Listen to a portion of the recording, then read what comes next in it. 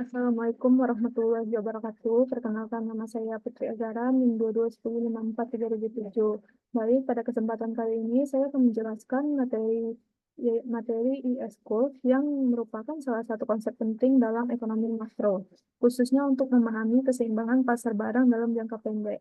Langsung saja kita mulai. Yaitu konsep IS-Curve pertama kali berawal dari pemikiran John Maynard Keynes yang menyatakan bahwa naik turunnya aktivitas ekonomi seperti krisis atau resesi terutama disebabkan oleh perubahan permintaan agregat. Oleh karena itu, IS-Curve sendiri menjadi dasar dalam menjelaskan bagaimana output ekonomi terbentuk. Nah, yang pertama kita mulai dari planned expenditure atau permintaan agregat. Planned expenditure adalah total rencana pengeluaran seluruh pelaku ekonomi terhadap barang dan jasa dalam suatu perekonomian. Nah, permintaan agregat sendiri ini terdiri dari 4 komponen utama, yaitu konsumsi, investasi, pengeluaran pemerintah, dan NX atau net export. Nah, secara sederhana, permintaan agregat dapat dituliskan sebagai Y sama dengan C ditambah I ditambah G ditambah NX. Selanjutnya, kita bahas masing-masing dari komponennya. Yang pertama adalah konsumsi. Konsumsi sangat dipengaruhi oleh pendapatan disposable, yaitu pendapatan setelah dikurangi pajak. Semakin tinggi pendapatan disposable, maka konsumsi juga akan meningkat. Namun, peningkatan konsumsi ini tidak sebesar peningkatan pendapatan, karena sebagian pendapatan disimpan. Hal ini dijelaskan melalui konsep marginal propensity to consume atau MPC.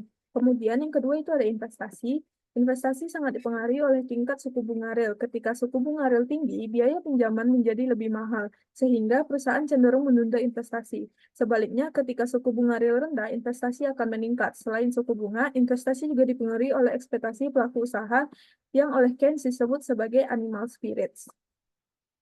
Yang ketiga adalah peran pemerintah. Peran pemerintah mempengaruhi perekonomian melalui 2 instrumen, yaitu pengeluaran pemerintah dan pajak. Pengeluaran pemerintah secara langsung menambah permintaan agregat, sedangkan pajak mempengaruhi konsumsi karena pajak menentukan besar kecilnya pendapatan disposable masyarakat. Nah, yang terakhir, komponen terakhir ini adalah net export atau NX. Net export ini dipengaruhi oleh nilai tukar yang pada akhirnya berkaitan dengan tingkat suku bunga real. Ketika suku bunga naik, maka uang domestik menguat, sehingga ekspor menjadi lebih mahal dan impor meningkat. Akibatnya, net ekspor menurun. Nah, setelah kita memahami semua komponen tersebut, kita masuk ke keseimbangan pasar barang. Keseimbangan pasar barang terjadi ketika output yang diproduksi sama dengan permintaan agregat. Pada kondisi ini, tidak ada kelebihan atau kekurangan produksi, sehingga perusahaan tidak perlu menambah atau mengurangi output. Perhatikan kurva berikut. Nah, grafik ini menunjukkan IS curve, yaitu kurva yang menggambarkan keseimbangan pasar barang dan perekonomian. Pada sumbu horizontal, terdapat output atau pendapatan nasional, sedangkan pada sumbu vertikal terdapat tingkat suku bunga real atau R. Kurva yang menurun dari kiri atas ke kanan bawah ini disebut IS curve. Mari kita pahami maknanya. Nah, IS curve ini menunjukkan kombinasi antara tingkat suku bunga real dan tingkat output, di mana pasar barang berada dalam kondisi seimbang. Keseimbangan pasar barang terjadi ketika jumlah barang dan jasa yang diproduksi sama dengan jumlah barang dan jasa yang diminta. Atau dengan kata lain, Y sama dengan C ditambah I ditambah G ditambah NX. Nah, timbul pertanyaan, mengapa IS curve berlereng negatif atau menurun? Hal ini terjadi karena hubungan terbalik antara suku bunga dan output. Mari kita lihat dari sisi kanan grafik. Ketika tingkat suku bunga real rendah, biaya pinjaman menjadi murah. Akibatnya investasi perusahaan meningkat dan ekspor juga cenderung meningkat.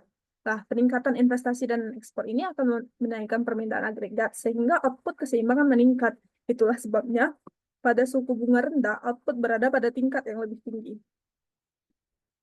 Nah, sebaliknya, jika kita bergerak ke kiri atas grafik, saat tingkat suku bunga real meningkat, biaya peminjaman lebih mahal, menjadi mahal. Akibatnya investasi itu menurun dan ekspor menurun, dan permintaan agregat pun turun, sehingga output keseimbangan ikut menurun. Inilah alasan mengapa kurva IS memiliki keseimbangan negatif. Nah, selanjutnya, penting untuk membedakan pergerakan sepanjang kurva dan pergeseran kurva. Yang pertama itu ada pergerakan sepanjang ES curve terjadi ketika hanya tingkat suku bunga yang berubah. Misalnya, bunga turun dari 5% ke 3%. Maka perekonomian akan bergerak sepanjang kurva IS dari output yang lebih rendah ke output yang lebih tinggi. Nah, yang selanjutnya itu ada pergeseran ES curve terjadi jika ada perubahan faktor-faktor otonom seperti kenaikan pengeluaran pemerintah, penurunan pajak, peningkatan konsumsi, atau investasi otonom, dan penurunan friksi keuangan. Jika faktor-faktor tersebut meningkatkan permintaan agregat, maka IS curve akan bergeser ke kanan. Artinya pada tingkat suku bunga yang sama, output keseimbangan menjadi lebih tinggi. Nah, selanjutnya yang terakhir itu kita membahas pergeseran IS curve. IS curve ini tidak hanya bisa dilalui sepanjang kurva, tetapi juga bisa bergeser jika terjadi perubahan faktor-faktor otonom seperti kenaikan pengeluaran pemerintah, penurunan pajak, peningkatan konsumsi atau investasi otonom, penurunan fiksi keuangan. Nah, kesimpulan dari materi ini adalah IS curve menjelaskan bagaimana output keseimbangan dalam perekonomian ditentukan oleh permintaan agregat dan tingkat suku bunga real. Konsep ini sangat penting sebagai dasar untuk memahami kebijakan fiskal dan moneter dalam menghadapi masalah ekonomi seperti resesi dan krisis. Mungkin sekian materi yang dapat saya sampaikan. Saya mohon maaf bila terdapat kekurangan. Saya sudahi. Assalamualaikum warahmatullahi wabarakatuh. Terima kasih.